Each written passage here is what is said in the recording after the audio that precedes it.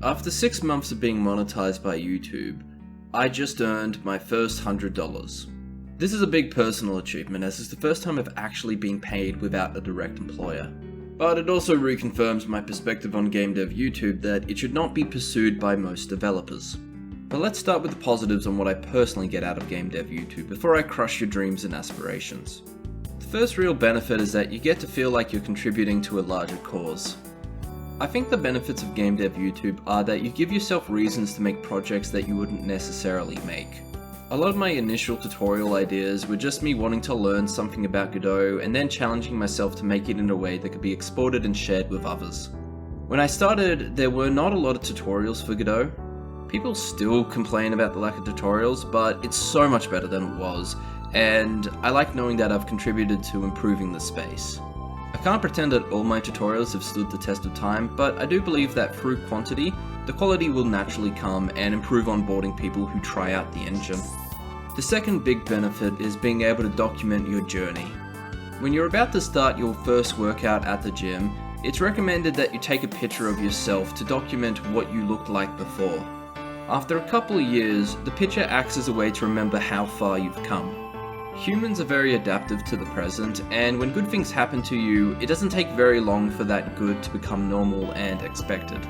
Being able to go back into your past and experience a reflection of who you were is a great way to see how much you've just grown as a person. When I started making videos on this channel, I hadn't even made a game, but through the videos you can see a story of progression as I slightly get more confident with the engine, making games, beginning to take on larger 3D projects, and then scaling my ambitions down to settle for projects that are actually achievable. And unfortunately, this is where the positives stop. It's important to know that if you're looking for external validations such as fans, money, advertising your game, that GameDev Youtube has got to be one of the lowest effort to outcome ratios. Game dev itself is already a very difficult and time-consuming hobby. YouTube may be less difficult, but it is also very time-consuming. On top of that, while the general gaming audience is quite large, the game developer audience is small with a high turnover rate as people get filtered from the hobby, resulting in low subscriber retention. So it's important to understand whether your content appeals to the general gaming audience or to other game developers. I can't really comment on the general gaming audience, but I can comment that other game devs are not worth a lot of money unless you're trying to sell them courses.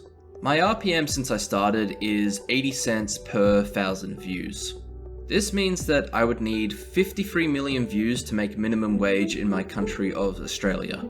This rate is about as low as you get on YouTube, and there are a couple of reasons why. Number one, your viewers are typically not a demographic with a lot of money or desire to spend money on an advertised product. Number two, your viewers are certainly viewing on desktop. 80% of mine do, and since they are tech literate, there is a very high chance they have adblock installed. I fit my own viewer demographic very well, and because of that, this information wasn't very surprising.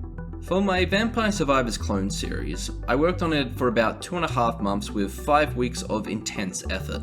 So far, this has netted me around $40. So, unless you want to take the GD Quest or Heartbeast model of making free tutorials to advertise your paid tutorials, I would only bother with tutorials for personal fulfillment reasons. The other thing is that an audience of game devs are more likely to be interested in your process rather than your products. I had about 1% viewer to player conversion rates for people who played Platform Gun on itch.io, and according to other channels who had similar campaigns, this is about what you can expect. Only around 10% of your subscribers will care enough to click the video, and only 1% of that are going to be interested in what you're actually making. Devlogs can sometimes work, but they have to be made in a way that appeals to the broader gaming population. This is why you see so many I'm making my dream game devlogs blow up, only for them just to be a bunch of Unreal store assets hastily put together by someone who doesn't really know what they're doing. Dreams and aspirations sell, hard reality and technical explanation doesn't. I've listened to a couple podcasts of GameDev YouTubers who make fairly popular devlogs, and they universally always stretch a truth or outright lie to make a more compelling story for the end viewer. I don't blame them, as the lies are mostly harmless, and it works to make an entertaining video. But keep in mind, even with all these tricks and 100k plus subscribers, most of them are still making less than minimum wage on these videos. And what's worse is when they actually finish a project, the vast majority of people watching aren't really that interested in playing the end result. If you're gonna get a conclusion from this video, it's that you should only do GameDev YouTube for personal fulfillment reasons. I'm in that camp, so while I'd appreciate it if you could check out my game Platform Gun, which is now available for free on Steam, link in the description, I'm not expecting a lot of you to do so. I still have a huge amount of appreciation and want to give a big thanks to those who have already played it or those who are going to play it.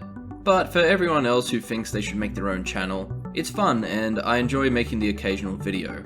But if you don't enjoy the process of making videos, then you're really not missing out on much.